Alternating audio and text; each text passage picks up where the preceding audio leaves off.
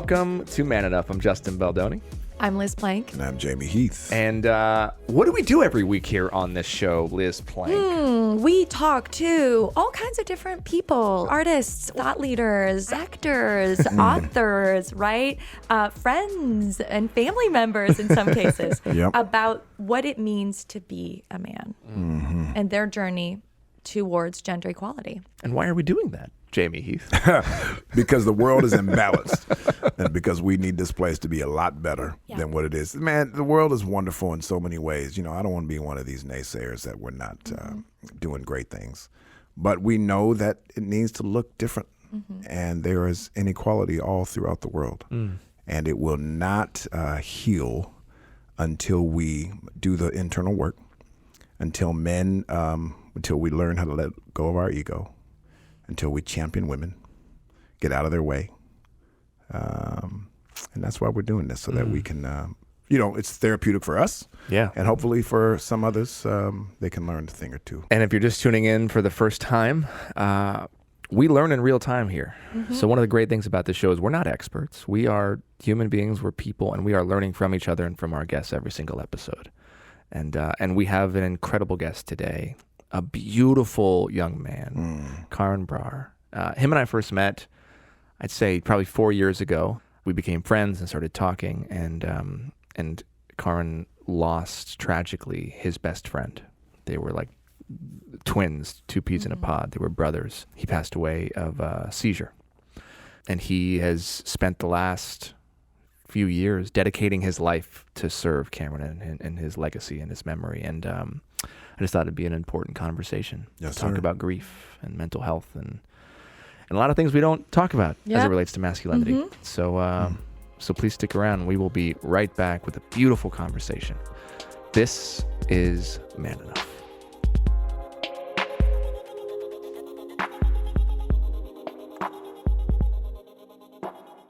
This episode is brought to you by Quip.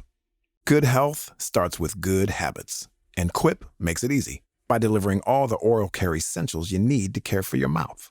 Now, since I spend a lot of time recording a podcast in close proximity with others, I want to feel fresh, and that's where Quip comes in.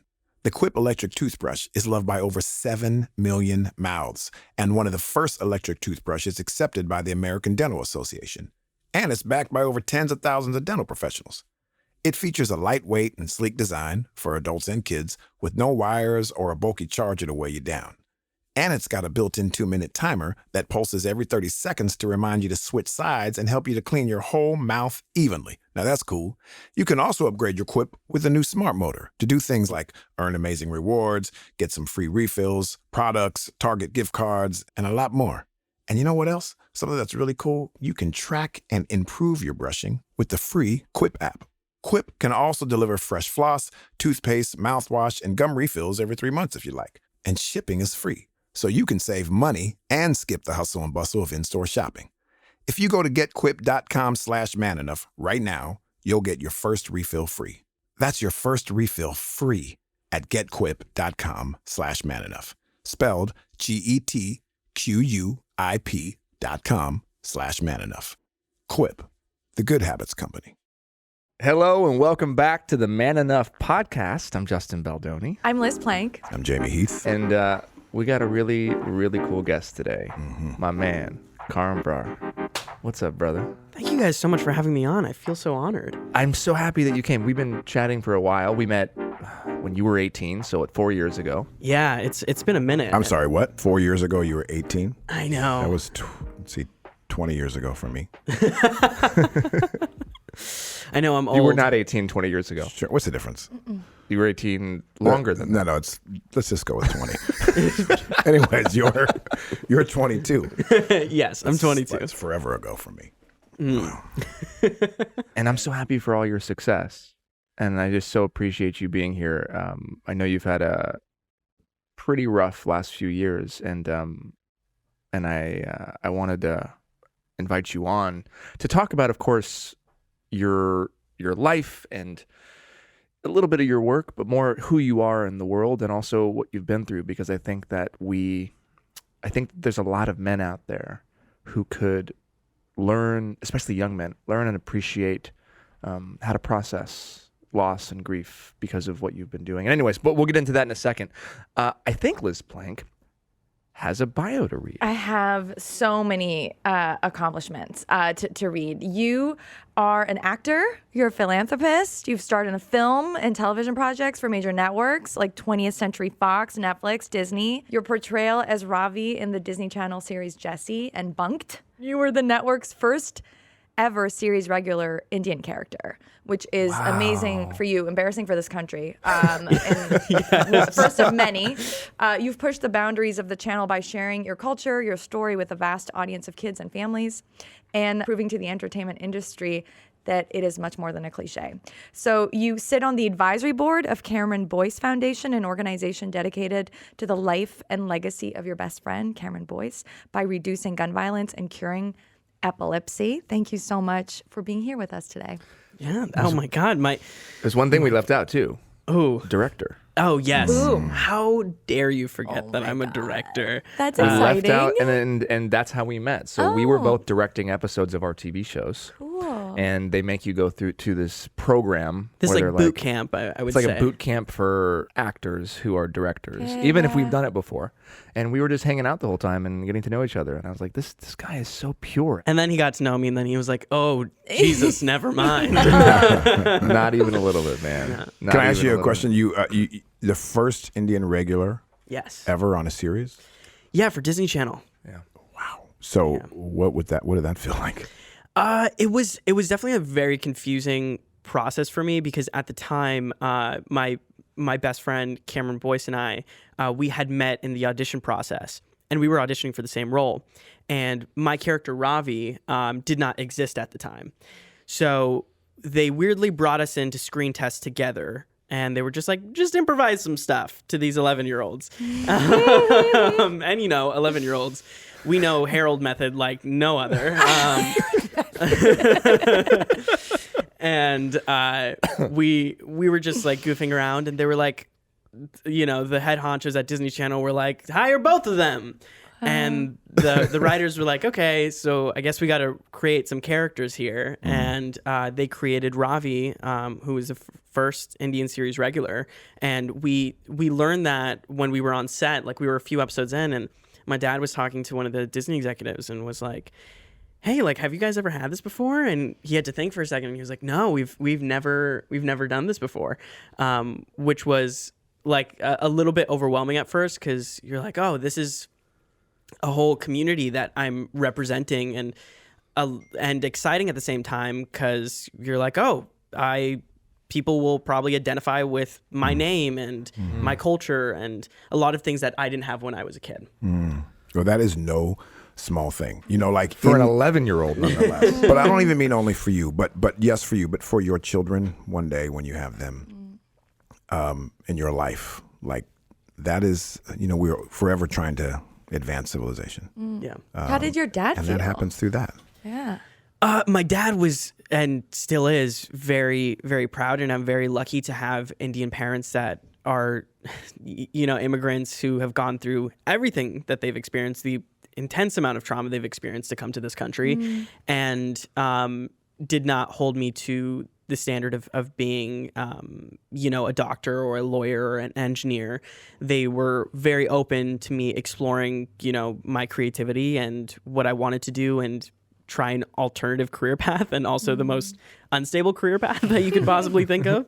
And they're really, I'm very lucky to have like proud and supportive parents, and they've been such a great like rock for me during this time in the pandemic, when we're dealing with global unemployment and we're dealing with so many different struggles, and every industry is impacted. And my parents kind of have been there through this process, and be like, don't worry, you're gonna be fine, everything's gonna be okay, and it's you're gonna jump on another set, everything's gonna be perfect. Not your typical immigrant parent. Yeah, exactly. Conversation. No, it's definitely. I mean, it's had its learning curves at times. Yeah. Like there's been times where we haven't met eye to eye, or they're like, oh, they have to realize like they're raising American kids, not kids in India, and that's like I said, it's been a learning curve, but we get through it. Yeah. And your dad was in theater.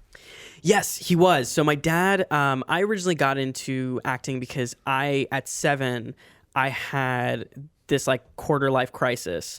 And I was At 7, what does that look like? I realized it happens every 7 years for me. So at 14, I had a crisis, and at 21, I had a crisis. So 28 is gonna be real bad.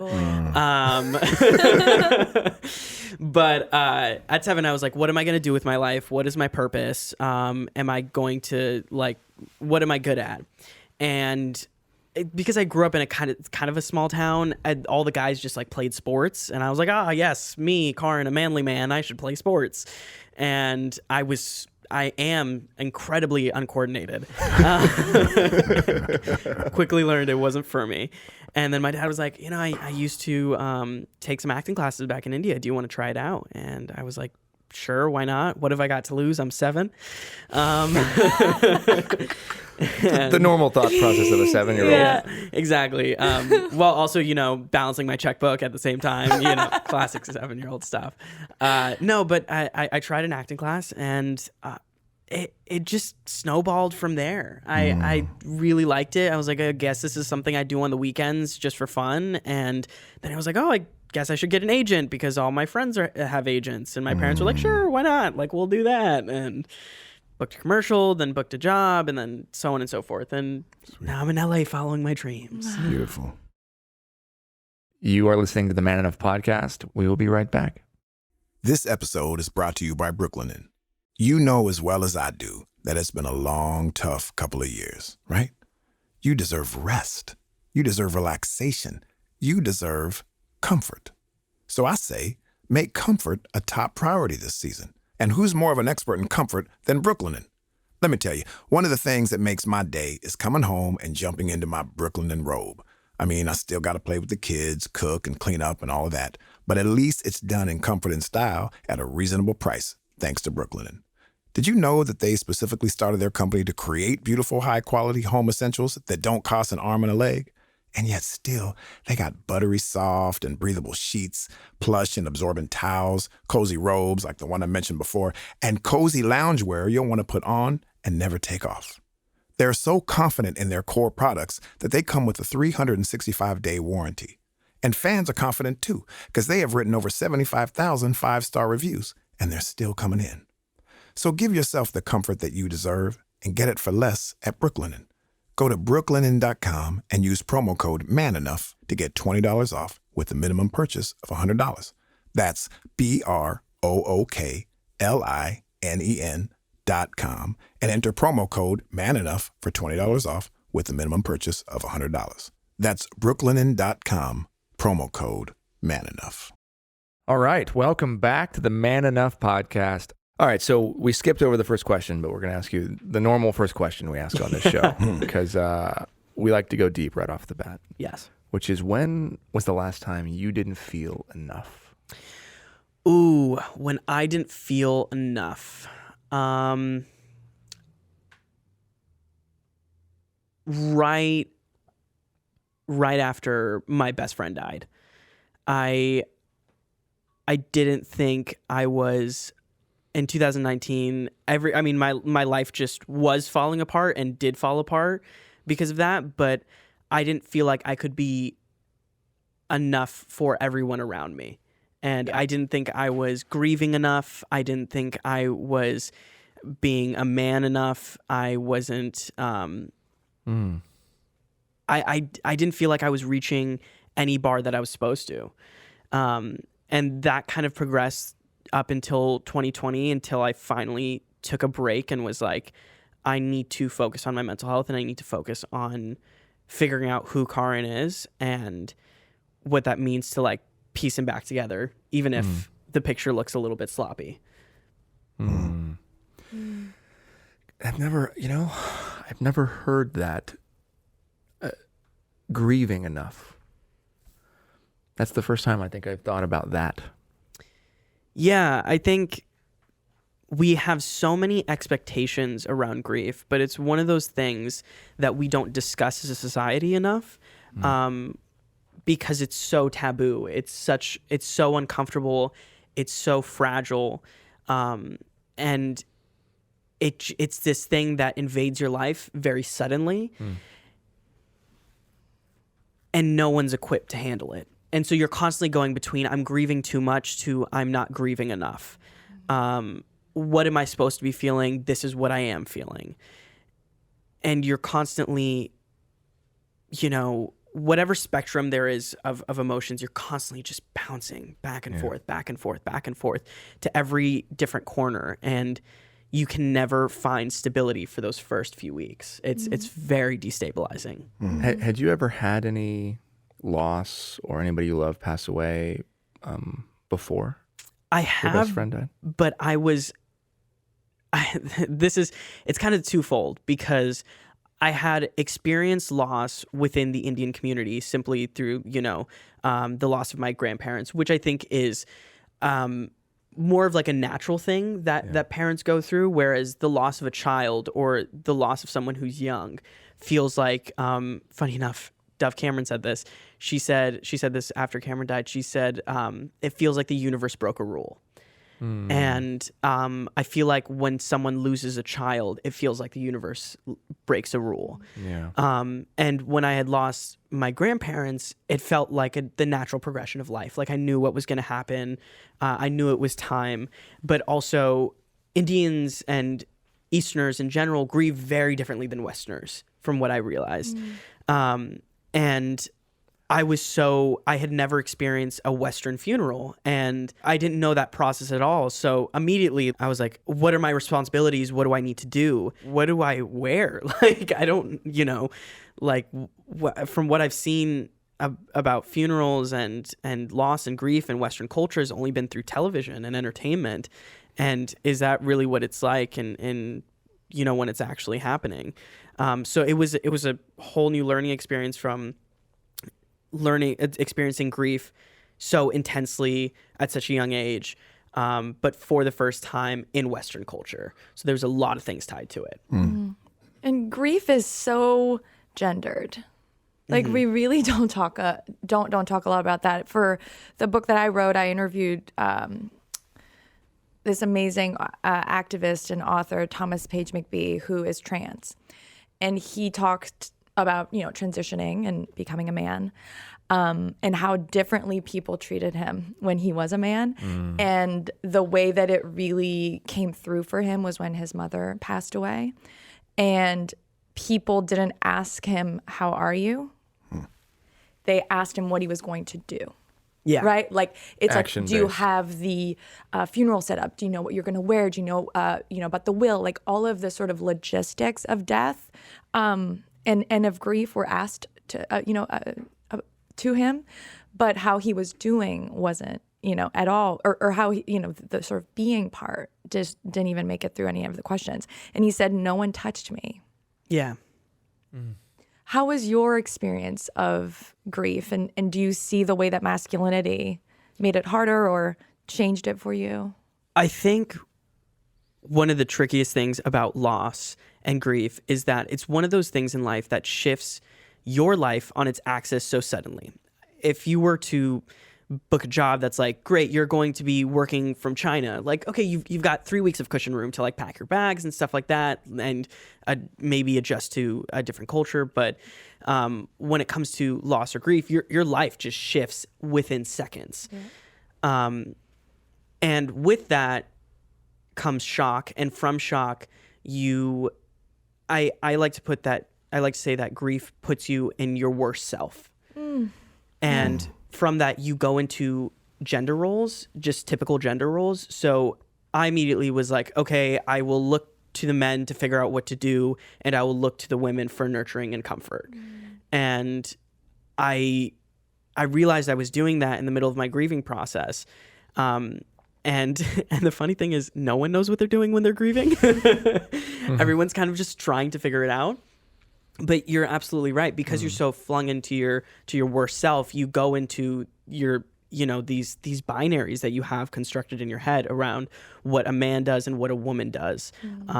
And what were you told a man does? What were you socialized to believe a man does during grief, when he's grieving? He has to keep the ship afloat. is what I was told. My father is the eldest son in his family, which meant that he had to carry on a lot of the responsibilities of the family, and that can go from anywhere from like business to money affairs to like personal, just like, okay, where is grandma gonna live? Where how is everyone gonna adjust to this? Everything was his responsibility.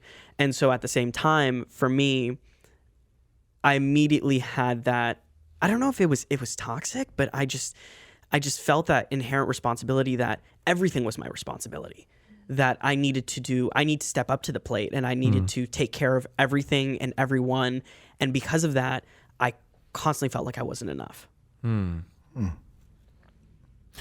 What's the difference between Indian and American funerals? I'm just curious from your experience. I mean, from simple things like American funerals, you wear black, and Indian funerals, you wear white. And there's sometimes a bit, depending, obviously in like more Western culture, it depends how much religion is tied to the ceremonies. And in Indian culture, religion is a very big part of that process, of the transitioning process around death. And I would say that's kind of the main thing for me. Like, those were the main distinctions where I was like, I remember I called my publicist, who is a really close friend of mine, and I was like, Emily, I think Westerners wear like black suits. I don't know where to get a suit. Could you help me get a suit? It's so interesting. Like, in the middle of so much loss, we got to think about wardrobe. Yeah, it's such a funny thing. It's such a small thing. I know I've brought it up multiple times, but it's no. But in the process of grief, there's so much, to your point, that your entire life changes. But then it's also like, yeah, what I have to put on clothes, and like make that decision is actually really hard. Those small decisions, right? Oh yes, grief makes everything such a. This is such a poor thing to use, but everything feels life or death. It really does. Yeah. Because everything holds such a newfound importance, and you want to be careful that how you're grieving does not impact or tread on other people's grief. And it's true. It does really feel like life or death. The smallest decision. Yeah. I mean, I can imagine, even down to what you say about the person on social media, to, I'm just thinking about like when I've been grieving and when I've lost things. I remember that same feeling, being 20 and like trying to pick what I was going to wear, and it wasn't about what I was going to wear at all. Yeah. But it was just like, you need something. You're like grabbing onto anything that could be sturdy that you possibly can. It's kind of what it feels like. You're in quicksand and you're like, clothes. And then it's all about the clothes. Or yeah, you are constantly reaching for stability, and it is nowhere to be found. I knew I created this like mental checklist of like things I wanted to like do and knock out, and I was like, okay, I need to do this and I need to do that. And all of it was like meaningless, but it was just something to give me a sense of stability. Because for those first few weeks and for those first few months and for that first year, everything was, you feel like you're on a ship where you're like constantly adjusting to the waves that are hitting the side, where you're like, okay, I'm now I gotta, how do I get from point A to point B as safely as possible while the ship is moving? I have a pivoting it for a moment. Pivot away. I'm going to leave town for about a year, and I need someone to take care of my son, who's 18. Tell me real quick, because I'm considering having you watch him. Tell me, let me reframe the questions. Yeah. I'm leaving town for a year. I need someone to watch my son. Yes. For the next year. Yes. You're going to be the influence in his life. Yeah. What kind of man are you? Tell me something that you believe in. I'm one who tells him it's going to be fine. I believe in empathy. I believe in the universe, divine connection. Those are good things to believe in. And tell me a weakness of yours? I think my biggest weakness is also my greatest strong point, but my mental health. My struggles with chronic depression and PTSD. Sorry for that. No, and yet I'm happy that you get to experience that because of the man you will be. I ask you this because you are influencing a lot of 18-year-olds, 16-year-olds, and older people as well. You have this platform where what you are, how you walk as a man, what you believe in, people watch. And so while we're going through life, it's important to think of ourselves, but always being mindful of how it's impacting others. Yeah. And especially young boys who look up to you, or our next generation, and how they see things. And in that, hopefully our answer as well is I champion women. I believe in the equality of all people.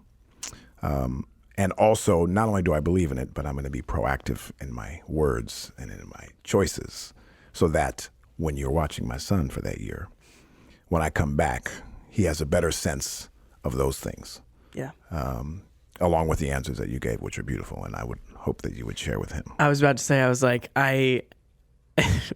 my mind immediately goes to the logistics of it. I was like, well, I got to go grocery shopping. Oh, yeah, you got to do all that too. Yeah. Yes, sir. I was like, I got to check in with CVS if he has any medications. But if you had to give advice to a younger version of you or a younger man about grief, what would be that? Like, what do you wish someone had told you at the beginning of that process?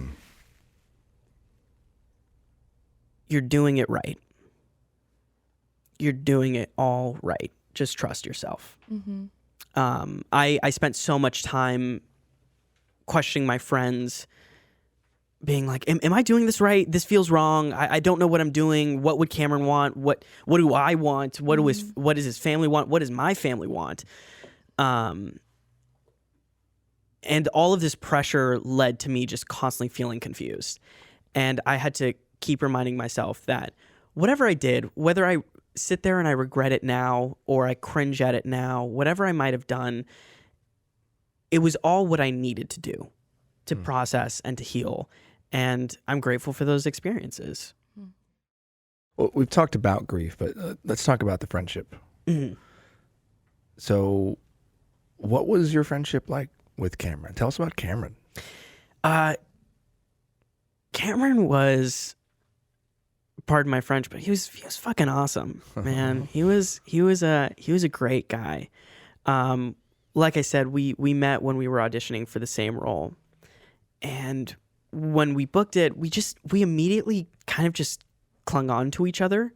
We were just going through the same experiences. We're the same age, and it was like we were constantly comparing notes, and we were constantly like trying to figure out adulthood, manhood, youth, celebrity, work life, all of that. We had a partner, and that was so comforting to have. And also, he was a person that was is figuring himself out, but was also figured out at the same exact time.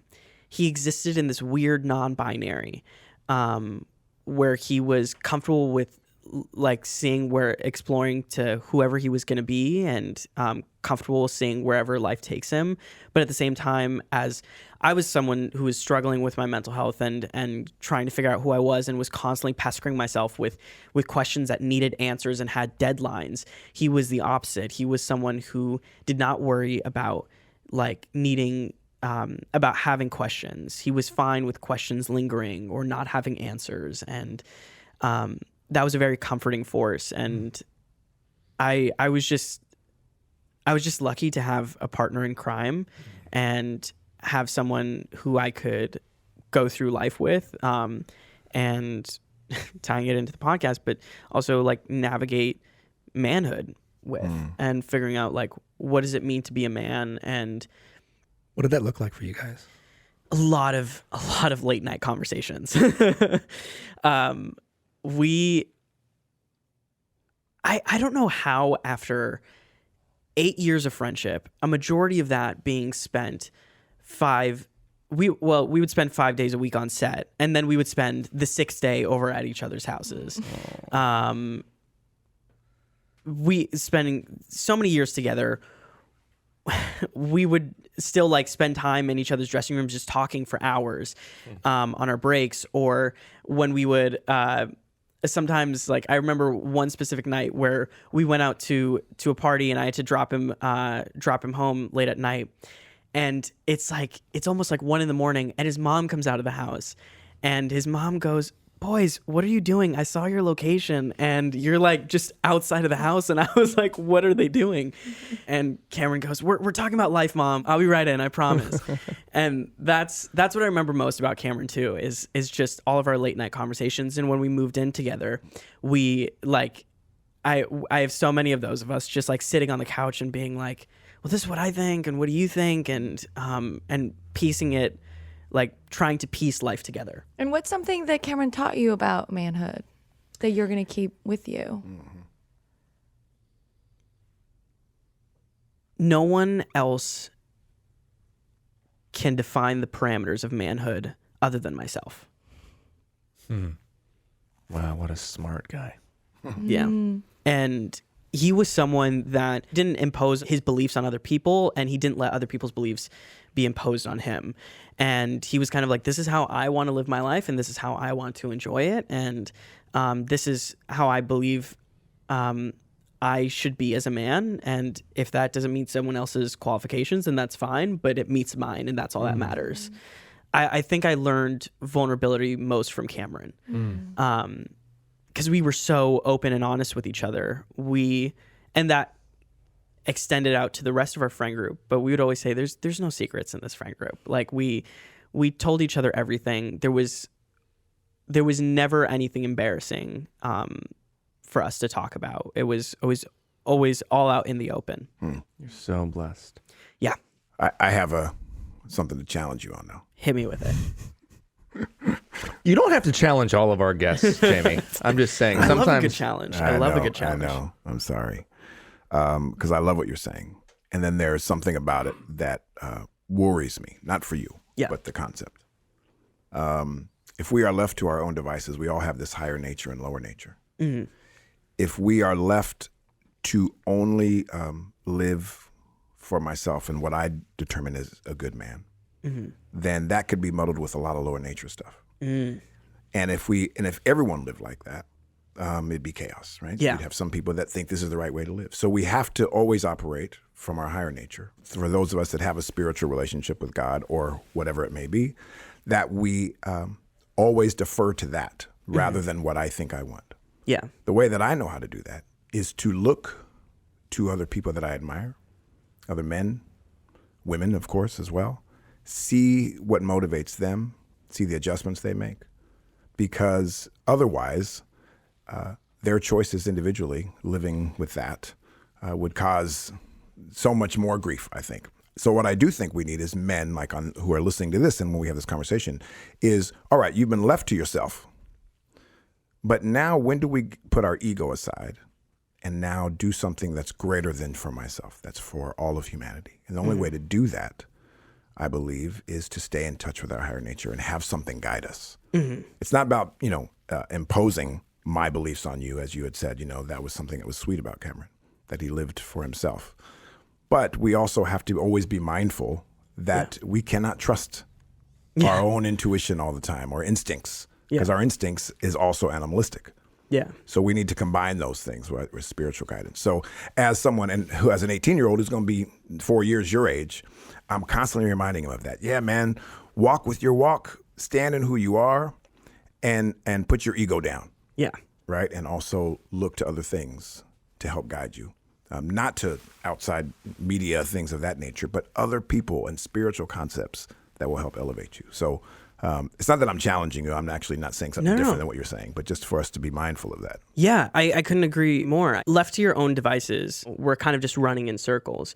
But what's important is that you get up, you walk around, you expose yourself to many different walks of lives, and you almost treat it like a buffet, which is a weird analogy to make. Love and go, that. like, this is what I really, every human is flawed in their own respect. But picking out like, oh, this is what I really respect and admire about this person. I think this is what I want to hold on to. Yeah. And this is what I'm going to let go. Just as with and the first time we're exposed to that kind of relationship is through our parents. You know, our parents are human beings, but at the same time, we can't just take everything that they've given us. Otherwise, we're just like walking around in circles of the same thing that we've learned. Mm-hmm. We pick and choose what we like, and we let go of what doesn't serve us. And then we move on to the next phase of our life, which is usually your 20s, when you're just exposed around friends and your chosen family. And then your 30s and 40s when you build a family. And from that process, through those walks of life, as much as you can get out there and see different walks of life and pick and choose from that very colorful buffet, and figure out what works for you and what doesn't. Mm-hmm. And that's when you can sit down back in your room and you can go, okay, this is who I am as a person. This is who I am as a man. And this is who I am as a human. Mm-hmm. Love that. And I want to talk about seeking help, which is something that you really did. You know, are in therapy, and you've already brought up mental health a lot already in our conversation. For a lot of men, that's a hard thing to do. Was it a challenge for you? Oh, 100%. It was a really big challenge for me. Growing up in an Indian American household, there is this, there is no belief in mental health. Not that my parents imposed that on me, or they were like, oh, hey, Karan, good morning. Remember, mental illness isn't a real thing. They weren't like that. It was more so just subliminal messages that I picked up. And also, like, you know, I could watch like an antidepressant ad that like came on, and I would be like, oh, that's just extra sadness. Like, that's what I just, you know, grew up around. And so as I got older, my friends held me with like the gentlest of hands, and with their love and support, they were like, hey, we think it's time that you get some extra help. Like, you get the support. So and help. that came externally. It came from your friends. Yeah, it came from my friends, which is just such a challenging conversation to, like, I applaud them for how they handled those conversations, because your initial reaction is, oh, fuck, I'm broken. Like, there's something wrong with me. Like, there's, like, my friends don't want to deal with me. Like, now I have to pay a shrink to deal with me. Like, that sucks. And how they handle that conversation, I was able to go, I know, I hear you, I'm just not there yet. And then at the age of 18, I started seeing a therapist a little bit. And then wait, so this was before Cameron passed? Yeah, this was before Cameron passed. So you're in high school on the set, you guys are working, and was Cameron one of those people? Yeah, Cameron was one of those people that supported me to get some extra help. And my best friends, I've known for a very long time, anywhere from like 6+ years. And I started experiencing symptoms of depression and anxiety at 13. And at first, I kept pushing off getting help because I was like, "Oh, this is situational." Like, this. What were some of those symptoms? Yeah. What was going on? Anywhere from just like feeling like there was no point in life to the other extreme, which is everything had so much importance that if I fucked it up, I would literally want to kill myself. And it didn't start off that way. It was like just this, it progressed. It came in waves. And at 13, I was like, oh, this is situational from the research I've done. Like, I'll get through this. And then it kept persisting, and my friends were very like supportive. And then it reached a point where they were like, this has been going on for some time. Like, do we want to consider getting some extra help? And like I said, 18, I took that step. And at 19, I made the jump to move out with Cameron and Sophie, because I also needed that distance from my home life to really put some pieces together and figure out what I was feeling and what I was going through. And ever since then, I've been consistent with therapy, because I realize that's what I need. And my Cameron and Sophie were so supportive, because I decided at one point, I was like, I think I need medication. And that was a really scary thing, because as an actor, you selfishly go like, will I be able to act anymore? Yeah, I'll lose my edge. I don't want to numb. You don't want to numb it. Yeah, I don't want to. Yeah, like you said, I don't want to numb myself. And I took that step, and medication was for me, and medication contributed to saving my life. And I'm very grateful for that. I think what a lot of people don't understand is about medication. Again, if you find the right one with the right help, is that it actually helps you find yourself, not lose yourself. Like a lot of I had the same inclination of like, I'm just not gonna have my edge. I'm not gonna be as successful. I'm not gonna be as fun, as like weird. And I was like, oh no, like it helps you actually. Oh, you're just come as back weird. to yourself. Thank you. Yes, and just as fun. Thank you. Yeah. I'm under medicated right now. But, thank you. But I'm curious how they approached that conversation with you, because a few times you said that they did it in a really helpful, productive way. And I know I've struggled with that with my friends of like, and especially guy friends of like, how do you bring that up? Yeah. So how did they do it? And what's your advice for people who are listening who, may want to intervene with their friends? It's a great question. Making it as honest as possible while also being as compassionate as possible. And recognizing someone's hurt and someone's pain,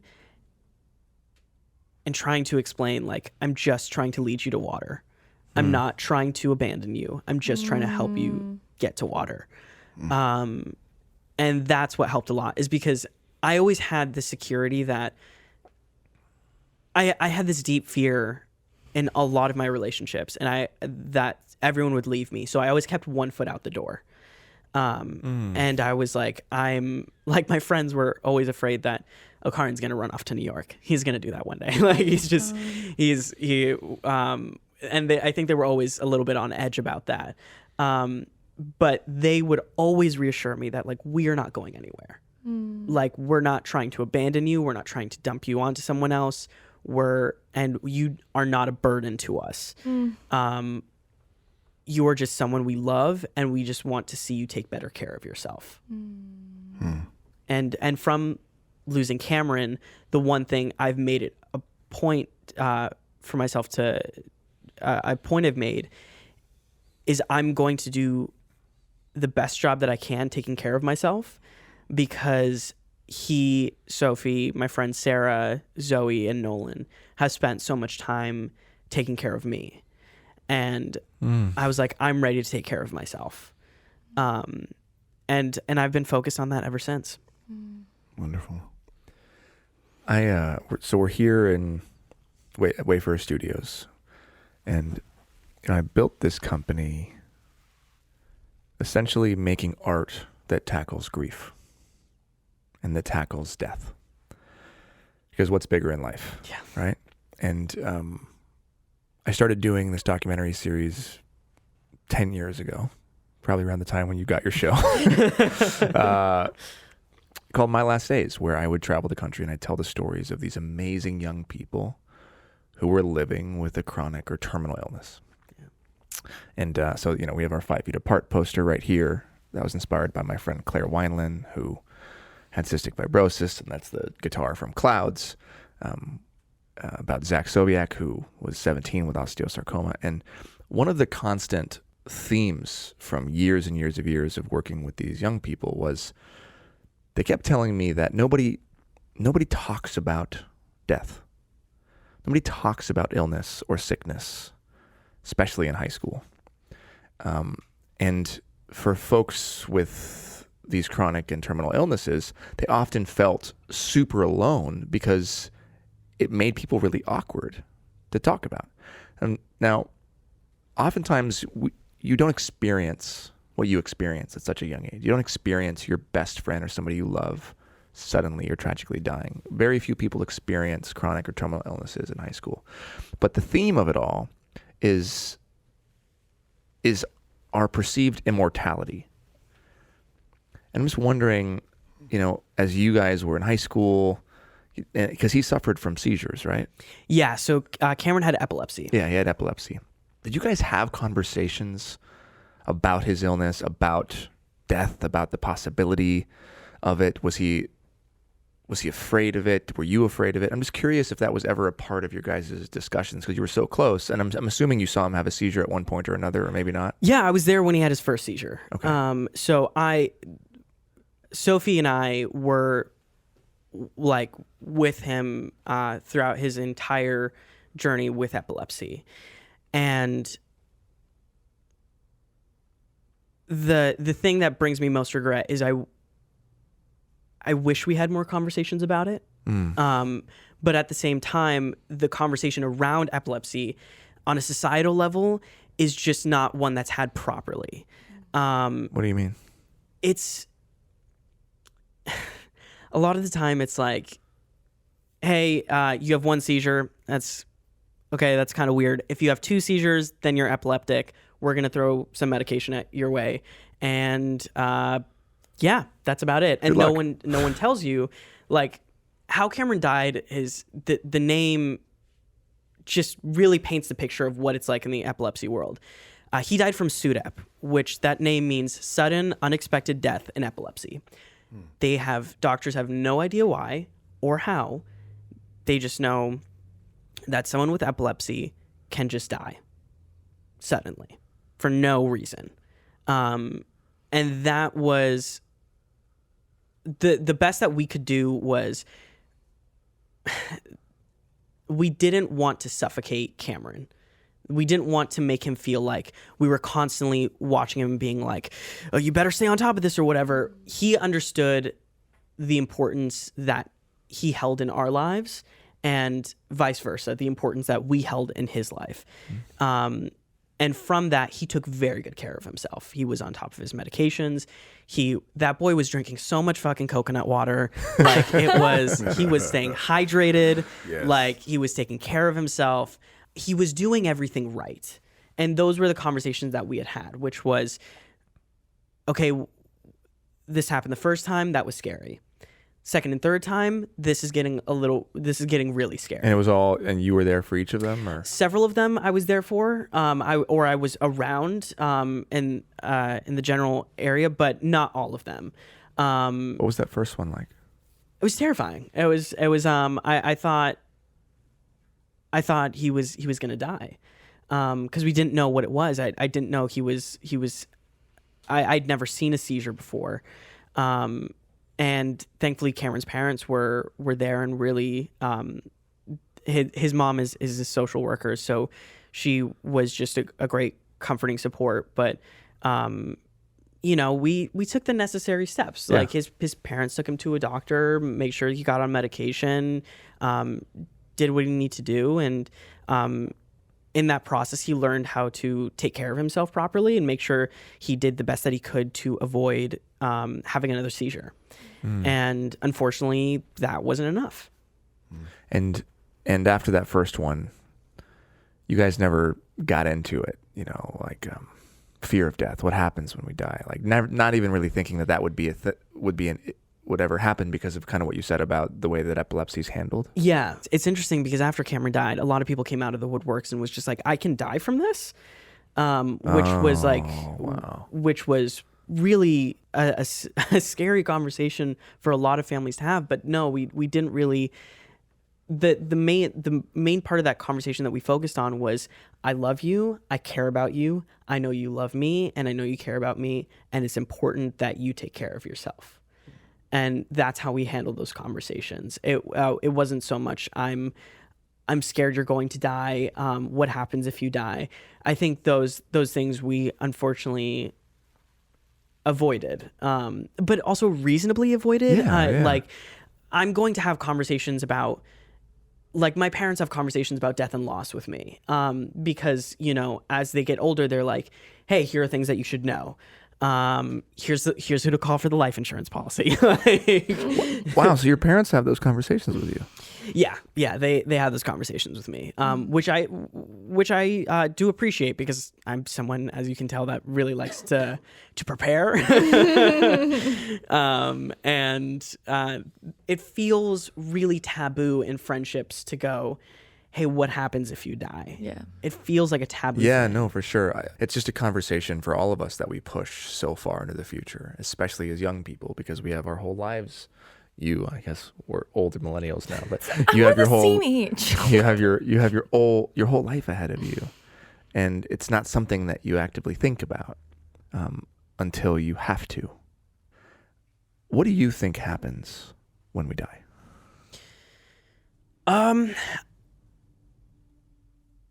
All I know is that energy can't be created or destroyed, just transferred. And I believe that the best way that I've been able to cope is that the energy that is Cameron is somewhere out there.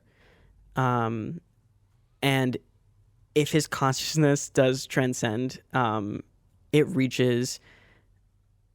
I believe the way that I've been able to cope is I believe that we just reach an ultimate level of empathy, and every person becomes super transparent, and we can really empathize with everyone and their experiences.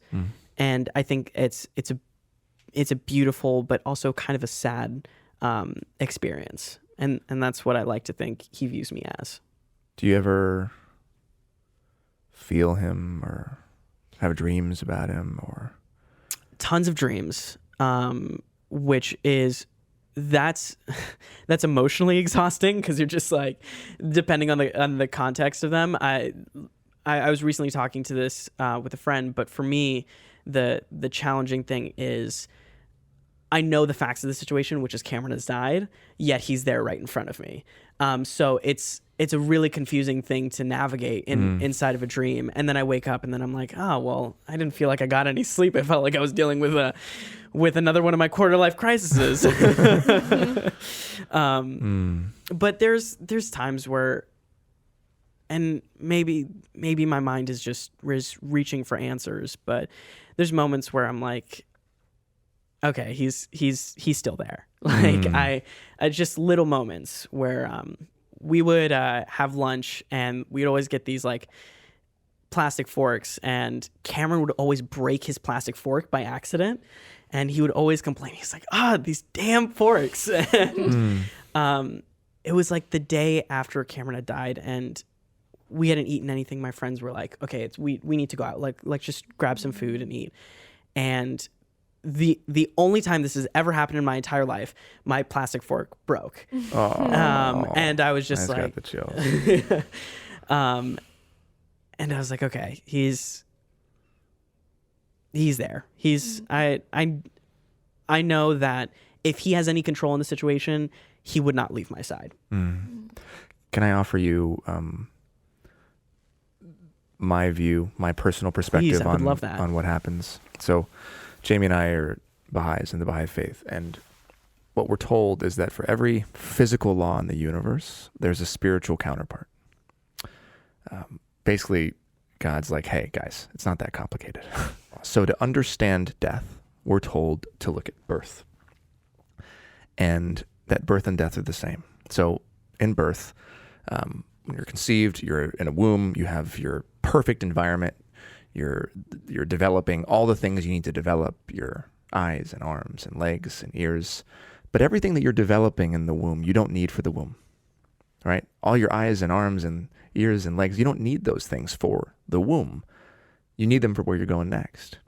And while you're in the womb, you're also coexisting in this massive, magnificent world where you're literally a floating rock in a universe that we don't know has an end. And there's a sun and a solar system and air, and you'll need your lungs to be able to breathe and your eyes to be able to see photons and all of these types of things. And you're coexisting. You're only 2 inches away, but you're in completely different worlds. And then one day you die of that womb. And you go through a very painful process, a tunnel, if you will, a dark tunnel where there's light on the other side. And one thing we don't think about is in the womb, we're hearing things because we're developing our auditory senses. We're able to hear voices and noises. We don't really know what they are. We can't process them, but we know that there's something there. It's scientifically proven that we can hear and understand the language of the mother at birth. And you go through this tunnel, and suddenly you're met, hopefully, by all these people who've been waiting for you this whole time. People that love you, that have been nurturing and caring for you, talking to you, praying for you. And suddenly you have a use for all of the things that you were developing in the womb. You take your first breath, you can see ideally. And what we're told is that this life, this world, this earth, is about developing all the things that we can't see, developing all the things that are not physical, our spiritual values, our love, compassion, empathy, sensitivity, a lot of the things you talked about today. Because those are the arms and the eyes and the legs that we're going to need where we're going next, where we don't have a body. And also, this world is coexisting with wherever we're going next, just like the womb was with this. We're just 2 inches away. So this idea of Cameron being right by your side, I prescribe to and believe we just can't see it. We don't have those eyes yet. But what we can do, I believe, is feel it in the same way that when we were babies in the womb, we could feel and hear the mother. And the nicest thing about, in the Baha'i faith, what we're taught is that where we go next, it's an idea, a place that we can't comprehend because we're finite. How could we comprehend the infinite? But when we're there, we have more influence on this world and the people we love than we do when we were here. And so I just want to offer that to you, because when you said you sometimes feel I'm here or the fork broke, I think sometimes we just have to tune ourselves to be able to receive that and look for it. I can tell you there's been miracles in my life and things that have happened with friends and people that I've lost that I could never explain. Jamie's got some crazy ones. And I just want to offer that to you because to me, it feels like your brother never left you. Thank you. He's right by your side. Thank you. I really appreciate that, because I've been trying to, as grief does, you search for answers. That's the first thing you want. And the best thing that I can do is treat it like that metaphorical buffet and go like, okay, what resonates with me, what doesn't? And let go of what doesn't serve me. Like, what doesn't serve me is knowing that there's a hell out there where I'm like, that doesn't, don't know if that one helps. Well, we don't believe in hell, just so that can make you feel better. Ooh, nice. Yeah, we believe that hell is a condition that also exists right where we are. Ooh, life is suffering. Yeah. But yeah, man. So just so take that if you will. But it's been really helpful for me in my process. And what's the worst that can happen if we believe in something like that? If anything, if it helps you feel a little bit better, or if it helps me feel a little bit better, like, why not take that? Oh, 100%. medication? 100%. How has this experience positively affected you? Ooh, like from Cameron to everything that I've experienced, with all the trauma that I've endured in my life, as every person reasonably does, I'm very grateful for it, because it's made me into a person that I'm falling in love with. Oh, that's so damn sweet. I know, I try to be sweet. I'm actually pretty cynical, which is funny. But no, I'm starting to become really happy with the person that I am, which is like a weird sensation, because you're like, oh, I spent, I don't know, like 20 years of my life hating myself. And then to pivot to, oh, I think I might like this person, is a really big shift. And that feels uncomfortable at times. But all these experiences have shaped me and crafted me into a person that, I'm starting to really like. So it seems like you have very deep friendships with other men. You had a very deep friendship with Cameron, and you've deepened your friendships with other men as well. How do you go about doing that? Because for a lot of men, that's a difficult thing. I get this question all the time, in private and in public, right? How do I build this kind of intimacy with other men? well, first you're going to be playing chicken for a little bit of time. That's the unfortunate thing with male friendships is you're just like, am I going to be the first one to be vulnerable, or are you going to be the first one to be vulnerable? Okay. But That's so true. but I think first it's spending time by yourself and figuring out what are my truths, like what's my path to finding my most like honest self. And as you get on that road, not being afraid to share that you're on that road and on that path. And unfortunately, you're going to find people who are uninterested in that and who aren't interested in you knowing their journey, and they don't want to know your journey. And guess what? That's even better. That saves you so much time. Like, because that person just isn't there yet. Yeah. And it sucks, but you just pick up where you left off and you just be patient, and you will find that right person. I think when anyone first comes to LA, you know, their question is always, I want to find my people. Like, it's so hard to find my people. And the best thing I do, which is also applicable to finding and deepening your relationships with other men, is understanding that it takes a lot of patience, it takes a lot of time, and just like anything else in your life, you have to nurture it. But first, it begins with you. So wise.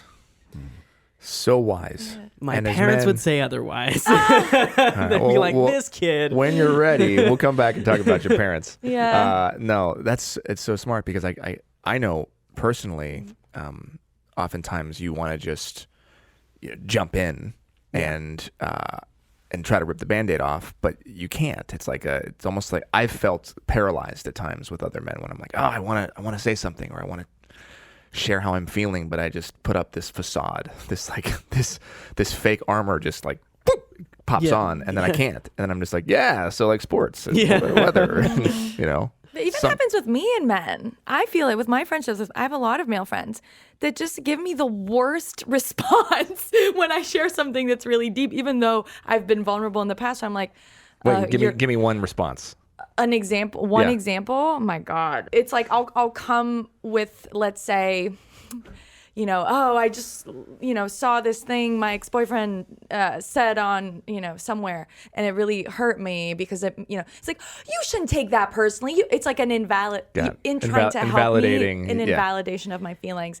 And I think, again, it's something that a lot of men have to learn, or that I was told by a couples therapist is the number one thing she tells men who are in therapy with women, heterosexual men who are in therapy and couples therapy, is don't try and fix, just listen. And sometimes we do want you to help fix, but most often we just want people to listen. Whether they're our friend, right? And regardless of gender, you just want someone to say like, oh yeah, that sucks. I'm sorry. That's it. Right? Yeah. But it's so... And I also understand the part of myself and men who like when he said that, I shouldn't be looking at that, because it comes from this like loving place where we want you to feel better. We want you to feel better, and we don't don't know how to just sit with it. And it reminds me of what you were saying, this kind of this chicken game. I remember when I was 20, and I was going through a really hard time. I had lost like 3 important people in a row to me, and I was grieving. I remember calling one of my best friends, and just because I needed to talk to somebody, and I felt so alone, and I wasn't in a relationship. I just needed somebody, so I called him, and I started talking about what I'm going through, and he was 20, 21. He goes, "Oh man, that must suck." And at that point, I knew I could not talk to other men. That was all. That was like, I was beta testing it, and I got my answer. Yeah. It's not safe with other men. So then it was only women. Yeah. And it took me years and years and years to fix that. And it wasn't his fault. He just had never experienced that trauma. Yep. He had never experienced loss. He just didn't know how to hold it. Yeah. So he was just like trying to say the right thing. Oh man, that must suck. And then I'm like, yeah, it does suck. And then I was like, I gotta go. And I was like, what the fuck? Yeah. I in a weird way, I kind of do that with like my I talk a lot about mental health and my personal relationship with that, because I just believe that the more vulnerable I am about my experiences, hopefully like that helps other people, or they just feel more comfortable talking about that. Yeah. And I like if I see another guy at a party and he's like, oh, how's your day going? It's like, good, went to therapy, like had a really good tough session, but like, yes, whatever it is. And if he cringes and goes, okay, dude, yeah, I'm gonna use the bathroom, then okay, cool. But if someone goes, great, like that's so cool, I just went to therapy the other day and I had the same thing, really tough session, like what were you guys talking about? Like I know that's something that I want to invest in, but not everyone's gonna meet you at your wherever you are at. I love that as a conversation. That's how a good you? conversation starter. No, I didn't really mean how you were. No, I gotta go. Yes. Abort. So I embrace vulnerability with other men in my life. That's the biggest thing that Cam left me with. I'm less afraid of sharing that with other men, because I think at first, as we're all programmed to believe that, no, you keep those things sheltered and you keep those things like really close to you, because if you let them close to other men, theoretically, then you're vulnerable to being hurt. And now I'm less afraid of being hurt, because I've already been through so much. Like, what's the worst that Chad's gonna fucking do? You know what I mean? Like, no offense to Chads out there. That's the name of the episode right there. That's amazing. But no, I'm just not afraid anymore. Yeah. Tell me about the Cameron Boyce Foundation, and because this is a huge part of your life now. Yeah, it's become a really big part of my life. We're doing some really great work. The Karan Brar Foundation was started shortly after Cameron passed. He was doing and participating in a lot of philanthropic projects, and we thought we should pick up the work that he left off and continue it. Our main thing that we're championing is epilepsy research and finding a cure for SUDEP, which is what Cameron passed from. Also focusing on things that Cameron was really passionate about, like ending gun violence, the global water crisis. That boy did a lot, so it's hard to keep up. But it's hard. That's at 20. Yeah, at 20, that he was doing a lot that he cared about, and arts programs. So we're funding those and also keeping his dream alive, while also keeping our dream alive, which is finding a cure for epilepsy. And how can people help and get involved?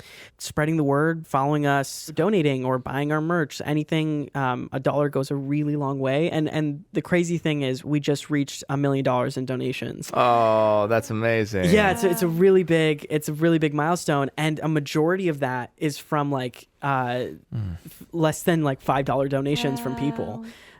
Which has been like a really insane thing to see a community come together and champion causes that Cameron believed in. It's beautiful to see you keep his legacy alive. Keep him alive that way, his soul and his spirit and everything that he cared about. You're a special guy. Thank you. I appreciate that. Let's jump into some rapid fire questions. Ooh. Welcome to this week's Man Enough Podcast Rapid Fire Questions. Do we have any audience questions today? We do. From Ron Sparkman. What is the biggest obstacle on the journey from your head to your heart? Understanding that both of them speak two different languages, and just taking the time to slow things down. Because, you don't go to a foreign country and immediately like start spewing English. You go on Google Translate and you're like, okay, let me look up this one word and slow things down a little bit. And you just start a dialogue, one word at a time. I love that. One of the things I love about this is we get to learn from our guests. We really do. And I love learning from someone so much younger than myself. They speak two different languages. That's it. That's totally it. Jamie? When's the last time you cried? The last time I cried, I feel like I've been in so much therapy. I've exhausted my tear ducts.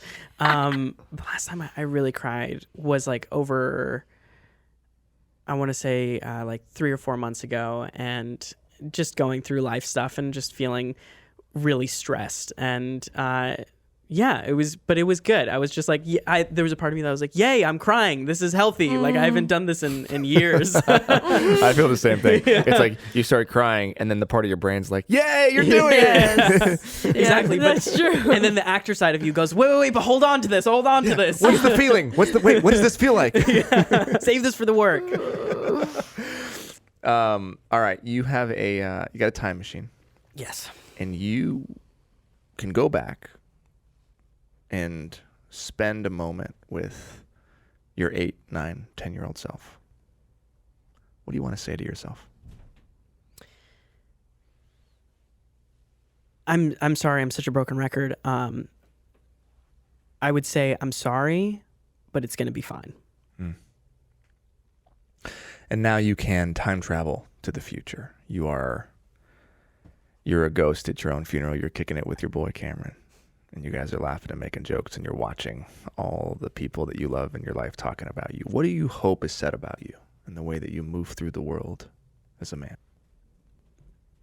My biggest fear in life has always been hurting people. I don't want to hurt people. And that is impossible. That is just, I'm going to hurt people whether I like it or not. And all I want people to know is that I cared. And I know that at times I'm not always the most present person, and I try really hard to be. And I'm not always going to be the greatest friend. I'm not always going to be the greatest brother. And I'm not always going to be the greatest son, but at least they know that I cared. And we've talked so much about Cameron because he was so instrumental and important in your life. But if he were able to sit here for a second in one of these chairs, what do you think he would say he's most proud of you for? Putting myself first for once. I think I had to make that difficult choice in the middle of 2020 to really prioritize myself even above my career. And I've never looked back, and I've never been more stable in my entire life.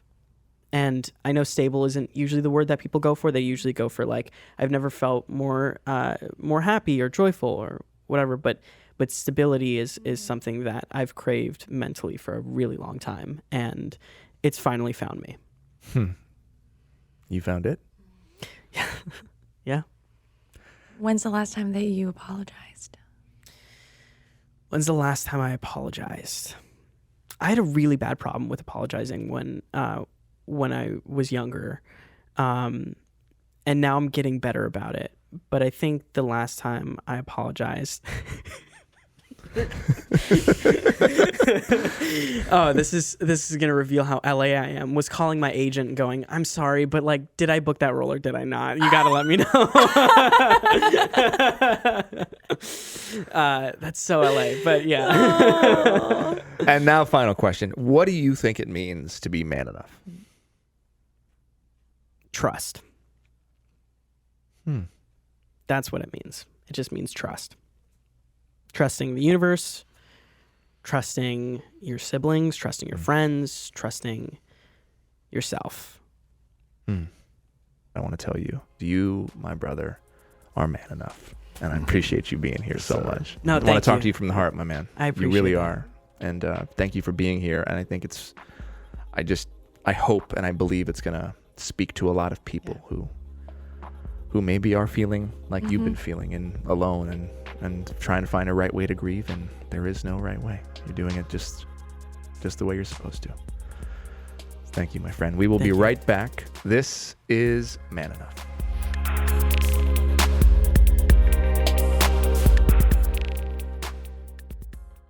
Hello and welcome back to the Man Enough podcast. Wow. That was... Oh, God, he's so sweet. Yeah, so deep and so thoughtful, like an old soul. Yes. Yeah. Right?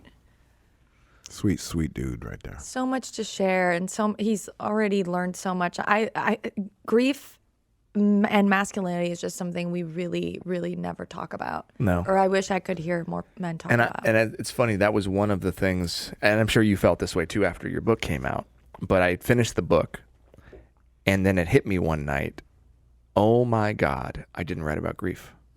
Really? Yeah. And there's nothing about grief in Man Enough. And I think it's because of the pressure I was under and trying to like condense everything down. It was already way too long. But grief, it's so important for us men to talk about because we're not allowed to grieve. There's no space for us to grieve.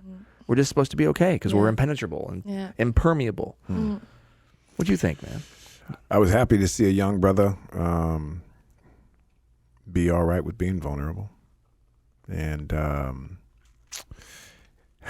really just have listeners. This is actually what I was thinking for a good part of it. There was a good portion of it there where it was just the two of you talking. Liz and I just, stepped back. And there was, a good portion. Then you just saw him connect with you. And it was really sweet to see. And what I was thinking also was that mental health, mental illness is not, oftentimes we just think about the person on the street, waving their hands and talking to themselves and whatever that looks like. So then when we use the word mental health, we think, oh, I can't be that because that means I'm that person that's out on the street. Yeah. And in fact, mental health is just so much more broad than that. Well, it's like physical health. It's like physical health, It right? requires maintenance. So for him to talk about it and just normalize it and not make it so taboo for those that listen, all of us, to just know that there's nothing wrong with you because you have to take care of yourself. Yeah. So that was sweet for him to do. I mean, Liz, you know the data and it's in your book, but to me, these conversations, this specific one today, this is the kind of conversation that can save a life. Yeah. And I loved the part where he talked about how he was approached by his friends, because I really, even again, as a person who's 10 years older than him, more than 10 years older than him, I still struggle with that. Like how to bring these things up to a friend without them feeling like they're a burden, without them feeling like it's a criticism, right? Yeah. Because for a lot of people who have mental health issues, rejection sensitivity is a thing I learned happens a lot with people even who have ADHD, which is like something you might not have like connected, because we don't really talk about some of the less obvious symptoms of ADHD, but I think a lot of different other mental health challenges. But rejection sensitivity just means that you feel rejected very easily, and that any kind of feedback or criticism is very painful. And so it is good if someone is in a difficult mental headspace to really make sure that you're being very explicit about the fact that you're doing this because you care about them and you want to be closer to them. Yeah, I just love that. And I think that if we can help one person out there who is struggling or suffering or who knows, having suicidal thoughts or feeling like they're not enough for the world or for anything. If you are that person listening to this, please consider seeking help and know that it doesn't make you broken. It makes you human, and that you are enough. If you like this conversation, please like and follow us wherever you get your podcasts, or you can go to where? manenough.com/podcast. I'm Justin Baldoni. I'm Liz Plank. I'm Jamie Heath. And this is Man Enough.